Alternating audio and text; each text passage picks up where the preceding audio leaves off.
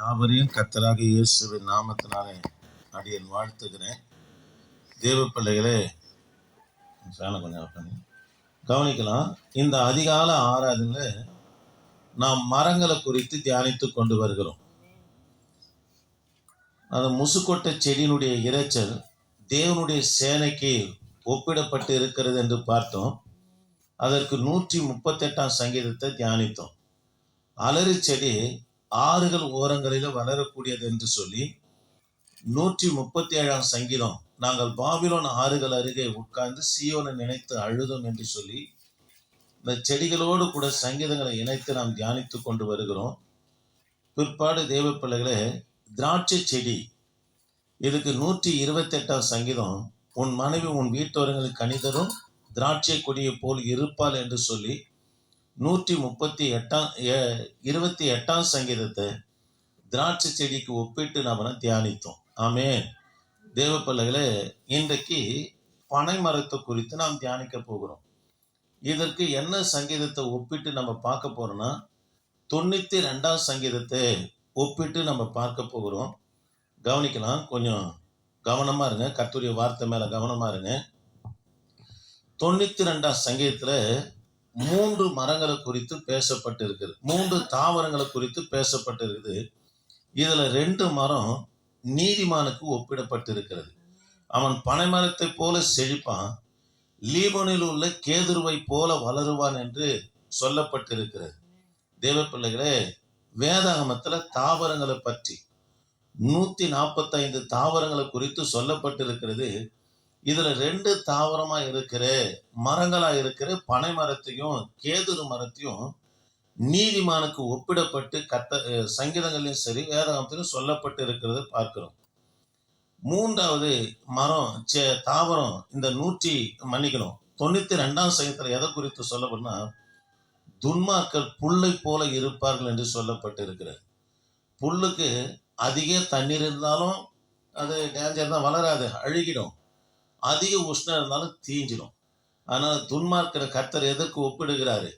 இந்த சங்கீதத்துல புல்லுக்கு நம்ம ஒப்பிட்டு பேசுகிறத பார்க்கிறோம். அல்லேலூயா.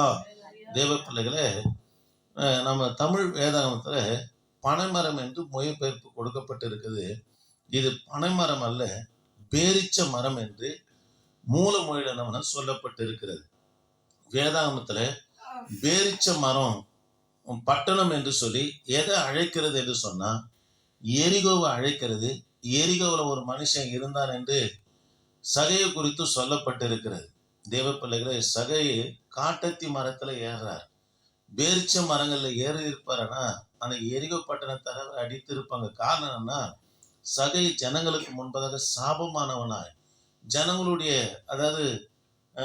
பாரங்களை ஜனங்களுடைய பலவீனங்களை பயன்படுத்தி பணம் சம்பாதிக்கும் நாய் காணப்பட்டான்.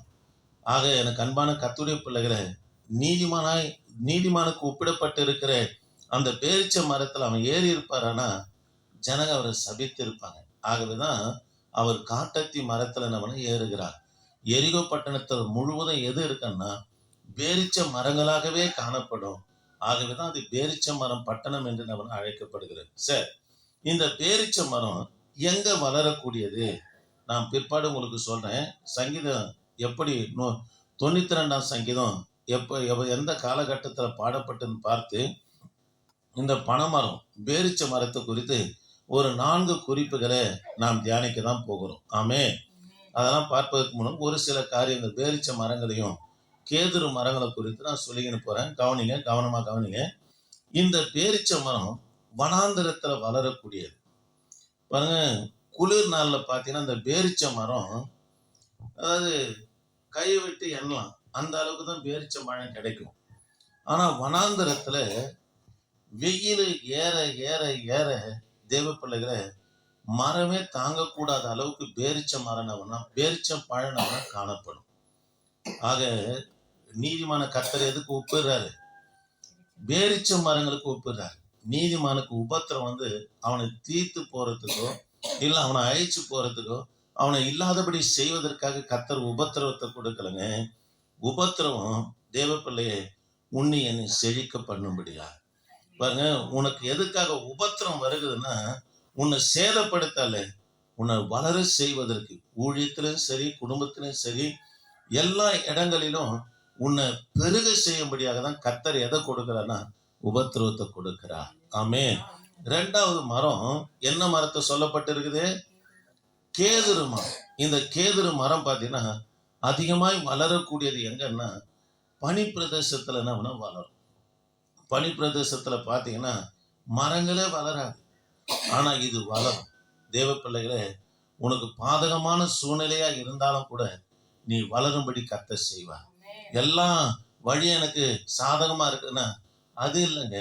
உனக்கு எவ்வளோ ஊழியம் நடத்த முடியாம, குடும்பம் நடத்த முடியாம, பிள்ளைகளுக்கு ஆசுவாதமான வழி இல்லாம எவ்வளவு உனக்கு பாதகமான சூழ்நிலை இருக்கிறதோ அந்த இடத்துல கர்த்தர் உன்னை வளர செய்வார். அல்லேலூயா. தேவ பிள்ளைகளே, இந்த பேரிச்ச மரம் அது எப்படி இருக்குன்னா வெயில் ஏற ஏற ஏற, உஷ்ணம் ஏற ஏற அதிகமான கனிகளை கொடுக்கும். கர்த்தர் உனக்கு உபத்திரம் உனக்கு வருதுன்னா தேவ பிள்ளைய உன்னை அழிப்பதற்காக அல்ல, உன்னை கனி கொடுக்கும்படியா கர்த்தர் மாற்றுவார், உன்னை செழிக்கும்படியா மாற்றுவார். இந்த கேதுரு மரம் தேவ பிள்ளைகளை எதற்காகன்னா வளரக்கூடிய இடம் கிடையாது, எது பனி பிரதேசம். ஆனா அங்க அது செழித்து வளரும். அந்த பனி அதை ஒன்றை சேதப்படுத்தாது. பாதகமான சூழ்நிலையும் அது வளரக்கூடியது. உனக்கு பாதகமான சூழ்நிலையும் கூட உன்னை சேதப்படுத்தாதபடி என் தேவனாகிய கர்த்தர் வளர செய்வார். ஆனா துன்மார்க்கர் அப்படி இல்லை.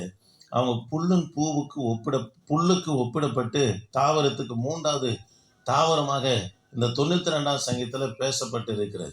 தேவ பிள்ளைகளே, துன்மார்க்கம் பார்த்தீங்கன்னா அந்த புல்லு அதிக தண்ணீர் இருக்கிற இடத்துலையும் வளராது. பிற்பாடு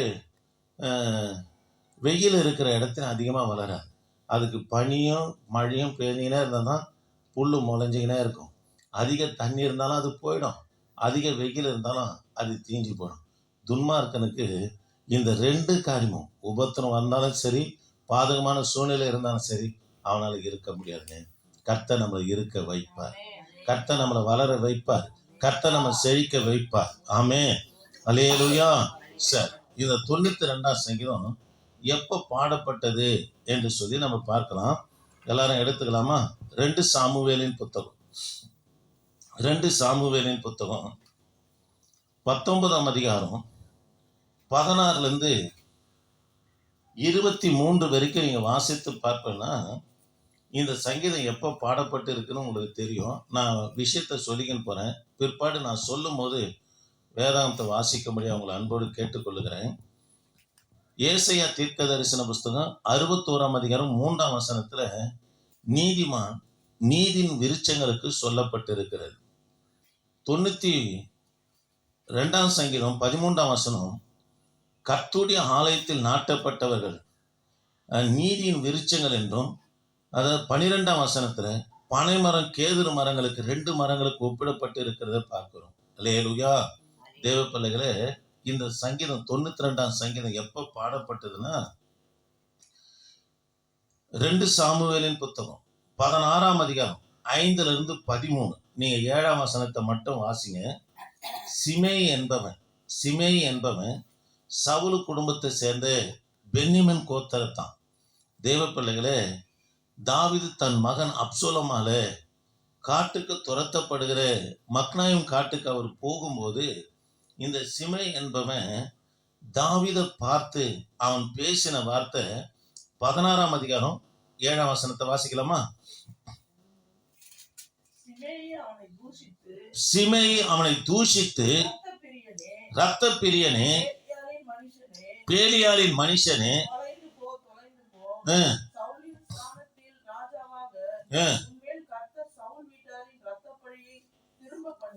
கவனிக்கலாம். தேவ பிள்ளைகளே, இந்த சிமேய் என்பவன் சவுலு குடும்பத்தை சேர்ந்தவன். சவுல கர்த்தர் தான் தள்ளினார். யாரை ராஜாவாக ஏற்படுத்தினாரு? அவனை தள்ளி தன் இருதயத்துக்கு ஏற்ற தாசனாக இருக்கிற தாவீதை கர்த்தர் இஸ்ரவேலுக்கு, சமஸ்த இஸ்ரவேல் முழுவதுக்கு ராஜாவாக ஏற்படுத்தினார். இந்த காரியம் யாருக்கு எரிச்சலாய் காணப்பட்டதுன்னா இந்த சிமேய்க்கு எரிச்சலாய் காணப்பட்டது. தாவீதுடைய ராஜபாரம் நல்லா போய்க்கின்னு இருக்குது. ராஜபாரத்துக்கு ஆசைப்பட்டு தாவீதின் மகனாய் காணப்படுகிற அப்சலோம் தாவீதை கொல்ல தேடும் போது சில ஆட்களோடு கூட இரவோடு இரவு தாவீது புறப்பட்டு போகும்போது இந்த சிமை என்பவன் தொலைந்து போ பேரியாளின் மகனே, எங்க எங்க ராஜாவா இருக்கிற சவுலுடைய ராஜபாரத்தை நீ எடுத்துக்கின, சவுலுடைய ரத்த பழிய கர்த்தர் உன் இடத்துல விசாரிப்பார் என்று சொல்லி கர்த்தரை தாவீதை மிகவும் கடினமாய் தூஷித்தவனா இந்த சிமை இருக்கிறாங்க. தேவ பிள்ளைகளே, கூட இருக்கிற தாவீது கூட இருக்கிற ஆட்கள் சொல்றாங்க, ஐயா இவன் தூஷிக்கிறானே, உண்மை பேசுகிறானே, இவன் எம்மாத்திரம், இவன் செத்த நாய், எங்களை விட்டு விடுவீர்களா, நாங்க இவனை நசைக்கு போட்டோம் என்று சொல்ல போது அதுக்கு தாவீது சொல்றாரு, அவனை கர்த்தரே தூஷிக்க முடிய அனுமதித்து இருக்கிறாரு, விட்டுடுங்க, அவனை தொடாதீங்கள் என்று சொல்லுகிறார். தேவ பிள்ளைகளே, உங்களுக்கு விரோதமா ஒருத்தன் பேசுறான், கூடுறான், கலகம் பண்றான்னா நீங்க அவனை பார்க்காதீங்க, கர்த்தரே செய்யறாருன்னு பாருங்க. ஆமாங்க, இது கர்த்தரை, உனக்கு விரோதமா ஒரு நாவு திறக்கப்படுதுன்னா கர்த்தர் அனுமதிக்காம திறக்கப்படாது. அவனே திறப்பானா கர்த்தரை அடிச்சு உடச்சிடுவார் பாருங்க. கர்த்தரை அனுமதிக்க தொட்டுதான் தேவ பிள்ளைய அவன் வாய் திறக்கப்படுகிறது. தேவ பிள்ளைகளே, அதைதான் சொன்னேன், லீபனில் உள்ள கேதுரு வளரக்கூடிய சூழ்நிலையே கிடையாது. அது பனி பிரதேசத்துல வளர எந்த தாவரங்களும் வளராது, பாதகமான சூழ்நிலை அது வளருகிறது. இந்த இடத்துல ஊழியம் செய்வோம் எத்தனையோ பேர் சொல்லி இருக்கிறாங்க, இங்க முடியாதுயா, கர்த்தர் செய்ய வைப்பார். ஏனென்று சொன்னா தேவ பிள்ளைகளே, அவர் பாதகமான சூழ்நிலையும் என் ஆண்டவராகிய கர்த்தர் சாதகமாக மாற்றுகிற தேவன். தேவ பிள்ளைகளே, கவனிப்போம், கர்த்தருடைய வார்த்தையை கவனிக்கலாம். இந்த சிமை என்பவன் தூஷிக்கிறான். தாவீது சொல்றாரு, கர்த்தர் அவனை அனுமதிக்கிறாரு, அவன் அனுமதிக்காம எனக்கு விரோதமா நாவை திறக்க முடியாதுன்னு சொல்றாரு. அபிஷேகம் பெற்ற தேவனை ஆராதிக்கிற கர்த்தருடைய பிள்ளைகளுக்கு விரோதமா ஒருவன் வாயை திறக்கிறான்னா ஆண்டுடைய அனுமதியோடு தான் திறக்கிறான். அதை உணருங்க, கோவப்படாதீங்க, எரிச்சல் ஆகாதீங்க. பொல்லாதவரை குறித்து எரிச்சல் ஆகாதன்றார். காரணம் என்னன்னா, நீ தேடினாலும் அவன் இருக்க போறது இல்லை என்று கர்த்தர் சொல்றார். அதனால தேவ பிள்ளைகளே, இந்த சிமையை தூஷிக்கும் போது தாவீதோடு இருக்கிற ஆட்கள் சொல்றாங்க, ஐயா ஒரு அனுமதி கொடுங்க, நான் அவனை இல்லாதபடி ஆக்குறேன்னு சொன்னோன்னே அதுக்கு தாவீது சொல்றாரு, இல்ல கர்த்தர் அவனை தூஷிக்கும்படி வைத்தார் என்றார். 1.25 வருஷம் மக்னாயும் காட்டுல இருந்து தாவீது திரும்பி வரும்போது இந்த சிமை பாருங்க, 19ஆம் அதிகாரம் எடுத்துங்க, 19ஆம் அதிகாரம் 19 இருந்து 23 வரைக்கும் வாசிக்கலாமா? 23 வரைக்கும். 19ஆம் 2 சாமுவேல் 19ஆம் அதிகாரம்.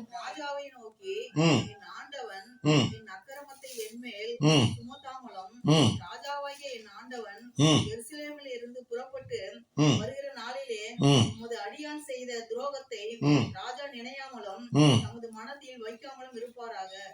உமது அடியானாகிய நான் பாவம் செய்தேன் என்று அறிந்திருக்கிறேன். இப்போதும் இதோ ராஜாவாகிய என் ஆண்டவனுக்கு எதிர்கொண்டு வர யோசேப்பின் வீட்டார் அனைவருக்கும் நான் இன்று முந்திக் கொண்டேன் என்றான்.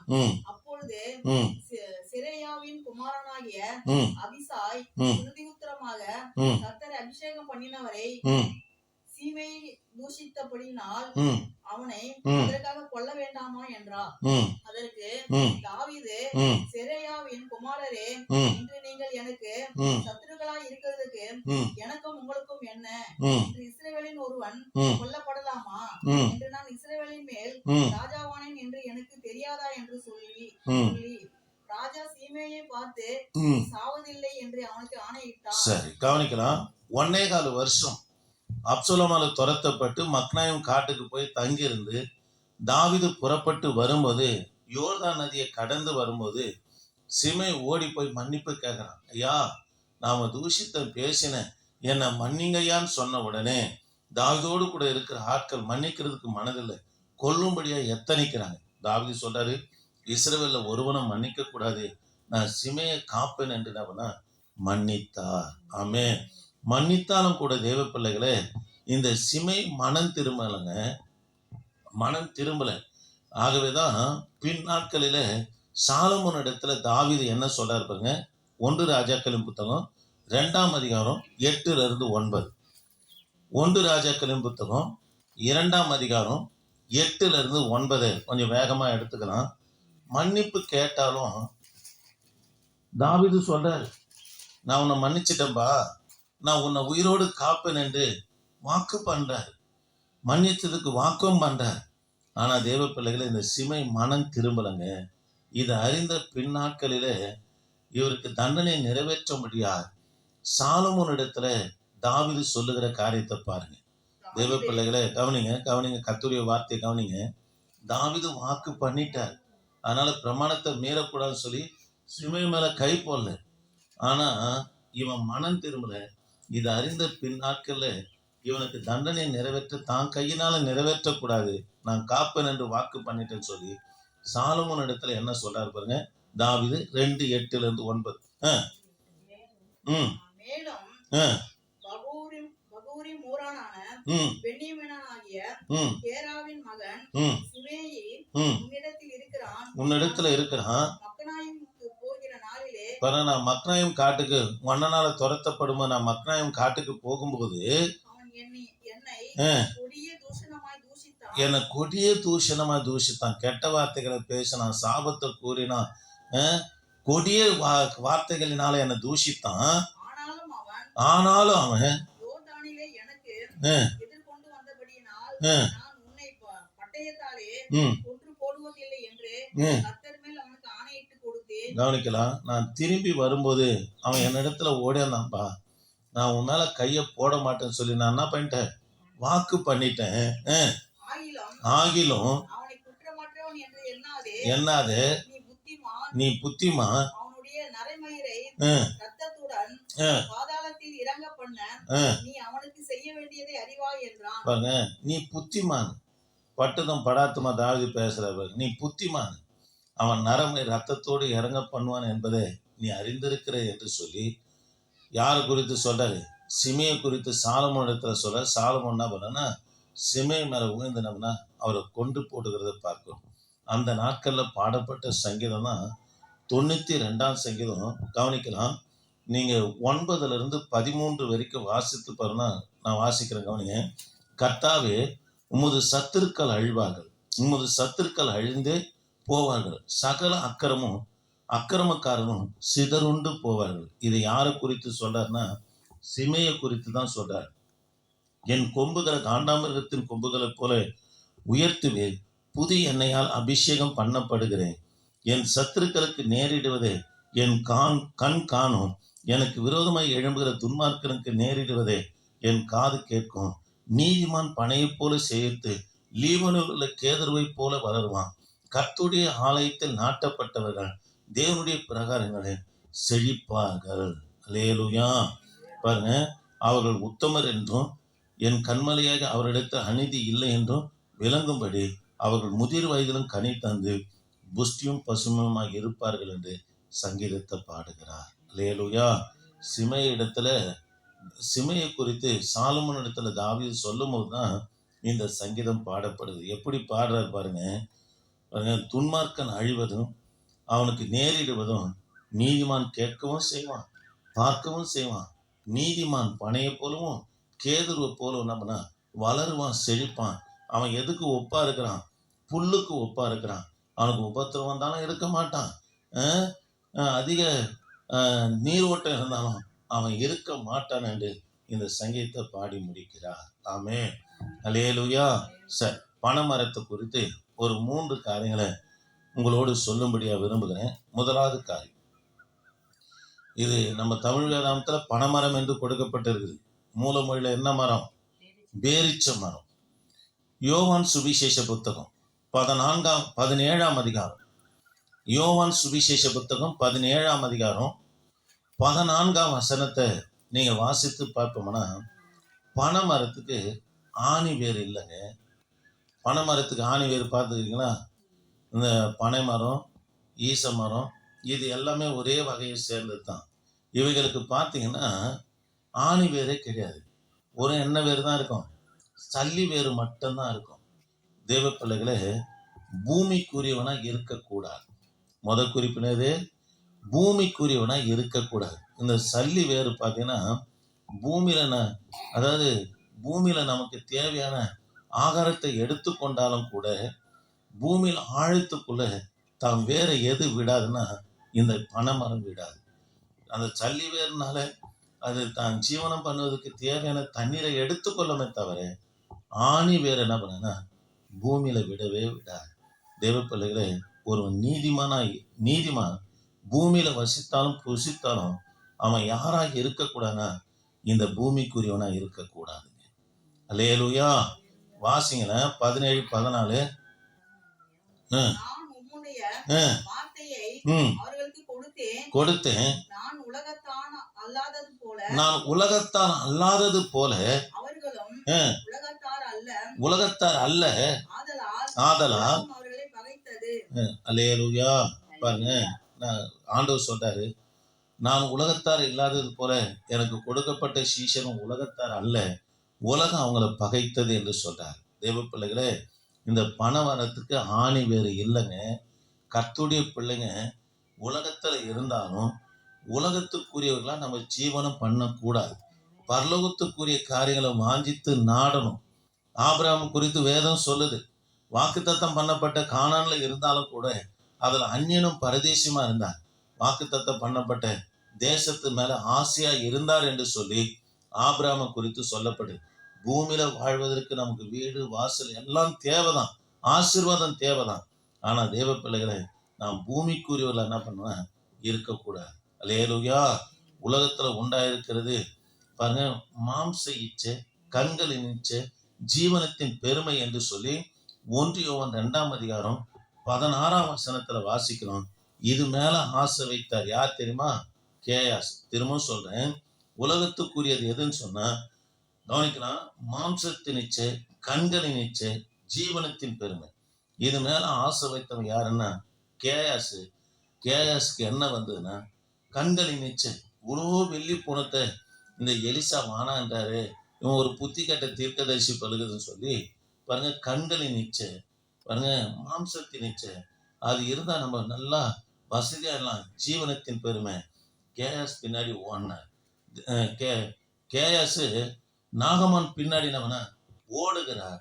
பிற்பாடு எலிசா தீர்க்கதரிசி சொல்றாரு, கேயாசுடைய குஷ்டரோகம் உன்னையும் உன் சந்ததியை தொடரும் என்று சொல்றார். தேவ பிள்ளைகளே, இவருக்கு குஷ்டரோகம் வந்தது, தேவ சமூகத்தை விட்டு அவனை நீக்கப்பட்டார். இது 2 ராஜாக்களின் புத்தகம் 5ஆம் அதிகாரம் 26 27 வரைக்கும் வாசித்து பார்ப்போம்னா சொல்லப்பட்டிருது, என்னை விட்டு பிரிந்து போய் விட்டான் என்று சொல்லி தேமாவை குறித்து 2 தீமோத்தேயு 4:10 நம்ம சொல்லுகிறத பார்க்கிறோம். தேவ பிள்ளைகளே, பனை மரத்துக்கு எந்த வேறு இல்லை, பேரிச்ச மரத்துக்கு ஆணி வேறு இல்லை. கர்த்தருடைய பிள்ளைங்க உலகத்துக்குரியவர்களா இருக்கவே கூடாது. கண்கள் இச்சை, மாம்ச இச்சை, ஜீவனத்தின் பெருமையை மேற்கொண்டவர்களா நாம் காணப்பட வேண்டும். அல்லேலூயா. பாருங்க, 2வது காரியம், பனை மரத்துக்கு கிளைகள் இல்லை. இங்க இருக்க நான் பனை மரத்தை சொல்ல பேரிச்ச மரத்தை குறித்து சொல்லிங்கன்னு வரேன். அதுங்களுக்கு கிளைகள் இல்லை. கிளைகள் என்பது மற்றவர்களை நம்ம பார்க்கக்கூடாது. நீதிமான் அங்கும் இங்கும் மனுஷனை பார்க்கவே கூடாது. நான் பனையூர் வரைக்கும் பாவஞ்சூர் மன்னிக்கணும், பாவஞ்சூர் வரைக்கும் ஊழியக்கார் கூடத்துக்கு போய் வரேன். என் கூட ஒரு ஊழியக்கார் வந்தார். ஒரு அரசியல் தலைவருடைய வீட்டை பார்த்தோன்னே, ஐயா நிறுத்தியா போனால் எதனா தருவாருன்னார். ஐயா தயவுசெய்து அந்த வார்த்தையை பேசாதீங்க, அப்படின்னா நீங்கள் இறங்கிட்டு நான் போயிடுறேன்னு. எதுக்காக சொல்ல வரேன்னா, நீதிமான் அங்கும் இங்கும் மனுஷனை பார்க்கவே மாட்டான். இவங்களால எதனா செய்யப்படுமா, அவங்களால எதனா செய்யப்படுமா பார்க்கவே மாட்டான். எப்படி கிளைகள் அங்கும் இங்கும் பறகுறதோ அது போல யாரும் பார்க்கக்கூடாது. நீதிமான் பார்க்க மாட்டாங்க. நீதிமான் யாரை தேவனை மாத்திரம்தான் நோக்கி ஜீவிக்கிறனா இருக்க வேண்டும். அல்லேலூயா. பாருங்க, சில நீதிமானுடைய பலவீனத்தை பார்த்து விழுந்து போகக்கூடாது. அவர் நல்லா உண்மையாக தானே இருந்தார், பரிசுத்தமாக தானே இருந்தார், ஏன் அவருக்கு இவ்வளோ பிரச்சனை, ஏன் அவருக்கு போராட்டம் சொல்லி அவங்கள பார்த்து நம்ம விழுந்து போயிடக்கூடாது. தேவ பிள்ளைகளே, நம்ம யாரை பார்த்து ஓடணும்னு சொல்லப்பட்டுன்னா, விசுவாசத்தை துவங்கினவரும் முடிக்க போகிற கர்த்தரை மட்டும்தான் நோக்கி பார்த்து ஓடணும். யாரை பார்த்தா நம்ம ஓடவே கூடாது. அவரு நல்லா தானே இருந்தாரு, இவரு நல்லா தானே இருந்தாரு, அவங்க பாவம் செய்யலையா, அவங்க யூடியூப்ல நல்லா பாப்புலராக ஆகலையா. ஜான் ஜெபராஜை குறித்து தான் சொல்றேன். கவனிக்கலாம்.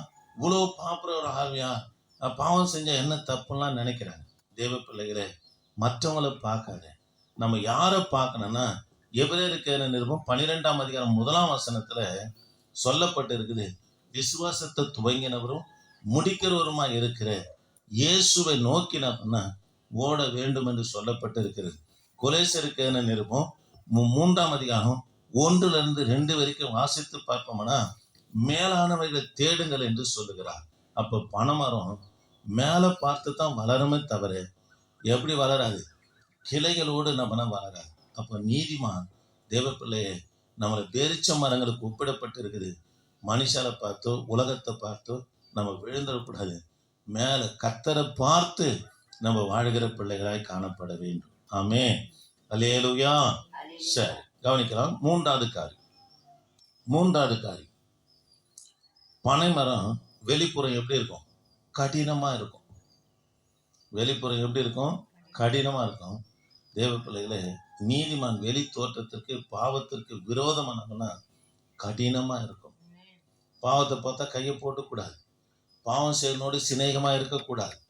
பாவத்துக்கு கர்த்தருடைய பிள்ளைங்க எப்படி இருக்குன்னா கடினமா இருக்கணும்.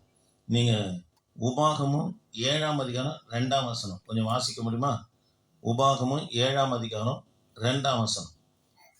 உபாகமும் 7ஆம் அதிகாரம் 2ஆம் வசனம். உன் தேவனாகிய கர்த்தர் அவர்களை உன்னிடத்தில் ஒப்பு கொடுக்கும் போது அவர்களை முறியடித்து அவர்களை சங்காரம் பண்ண கடவாய். அவர்களோட உடன்படிக்கை பண்ணவும் அவர்களுக்கு இரங்கவும் வேண்டாம். அவர்களோட சம்பந்தம் களவாயாக உன் குமாரத்திகளை அவர்கள் குமாரருக்கு கொடுக்காமலும் அவர்கள் குமாரத்திகள் உன் குமாரருக்கு கொள்ளாமலும் இருப்பதாயாக. நீ அவர்களுக்கு இறங்கவும் வேண்டாம், அவர்களை உடன்படிக்கவும் பண்ண வேண்டாம், அவர்களோடு நீ என்ன பண்ண வேண்டாம், இறங்கவும் வேண்டாம் என்று இஸ்ரவேல் மக்களுக்கு கர்த்தர் சொல்லுகிறத பார்க்கிறோம். தேவ பிள்ளைகளே, பனைமரம் வெளி தோற்றம் எப்படி இருக்குன்னா கடினமா இருக்கும். அப்ப நீதிமான் வெளி தோற்றத்திற்கு பாவத்திற்கும் அசுத்தமான காரியத்துக்கும் உலகத்துக்கும் எப்படி இருக்குன்னா கடினமா இருக்கும். சில திருமணம்னா அந்நிய நுகத்துல பிணைக்கப்பட்டிருக்கு. பிரச்சனைனா அந்நிய மனுஷனை நோக்கி போறது. தேவ பிள்ளைகளே, வெளி தோற்றம் உனக்கு கடினமா இருக்கணும். புதிய ஏற்பாட்டின் காலத்துல பாவத்திற்கு கடினமாக இருக்க வேண்டும் என்று சொல்லி எபிரேயருக்கு எழுதின நிருபம் 12:4 பாவத்திற்கு விரோதமாய் போராடுவதில் நீங்க ரத்தம் சிந்தப்படலைன்னு சொல்லி கர்த்தர் நபனா இந்த இடத்துல சொல்றாரு. எபிரேயர் 12:4. தேவ பிள்ளைகளே, ஆண்டுடைய பிள்ளைங்க பாவத்தை எதிர்த்து நிற்கணுமே தவிர அதோடு சிநேகமா நபனா இருக்கவே கூடாது. ஆமென். 4வது காரியம், பனைமரம் உள்ள பார்த்தீங்கன்னா மிருதுவா இருக்கும். உள்ள எப்படி இருக்கும்? மிருதுவா இருக்கும். இது 112ஆம் சங்கீதம் 4ஆம் வசனத்துல மிருதுவான ஒரு மனுஷனை குறித்து சொல்லப்பட்டு இருக்கிறத பார்க்கிறோம். தேவ பிள்ளைகளே, மார்க்கு சுவிசேஷ புத்தகம் 1ஆம் அதிகாரம் 4ஆம் வசனத்துல இயேசு கிறிஸ்துடைய மனம் பார்த்தீங்கன்னா மனம் உருக்கம் உள்ளவராக காணப்பட்டு இருக்கிறது. அல்லேலூயா. அப்ப கர்த்தருடைய பிள்ளைங்க எப்படி இருக்குன்னா மிருதுவான இருக்கிறதுனா மற்றவங்க மேல கர்த்தருடைய பிள்ளைங்க உருக்கமா ஜெபிக்கிறவர்களாய் காணப்பட வேண்டும். இது யாக்கோபு 5ஆம் அதிகாரம் 16ஆம் வசனத்தை நீங்க வாசித்து பாருங்க. உங்கள ஒருவன் பலவீனனா இருப்பானா அவனுக்காக உருக்கமா நீ வேண்டுதல் செய்வீங்கன்னா அவங்க வேண்டுதல் என்ன பண்ணப்படும்? கேட்கப்படும் என்று கர்த்தர் சொல்றாரு. அல்லேலூயா. அப்ப பனைமரத்தின் உள்தோற்றம் எப்படி இருக்குன்னா மிருதுவா இருக்கும். 5வது, பனைமரம் தேவனை சார்ந்து மட்டும்தான் இருக்கும். பனைமரம், நீங்க தென்னை மரத்தை பார்த்தீங்கன்னா அதுக்கு நீங்க தாதா பண்ணணும், தண்ணி ஊற்றணும், மருந்து வைக்கணும், என்னென்னமோ பண்ணணும். அதுக்கு பாருங்க, சிலர் பார்த்தீங்கன்னா அது பெரிய புள்ளி ஆயிடுச்சுன்னு சொல்லி மஞ்சள் துணி இதெல்லாம் கட்டுவாங்க. இப்போ எதுக்கு? தென்னை மரத்துக்கு என்ன பண்ணுவாங்க. ஆனால் பனை மரத்துக்கு தேவ பிள்ளைகளை அதுக்கு நீ எதுவும் தாதாலாம் பண்ண தேவையில்லை.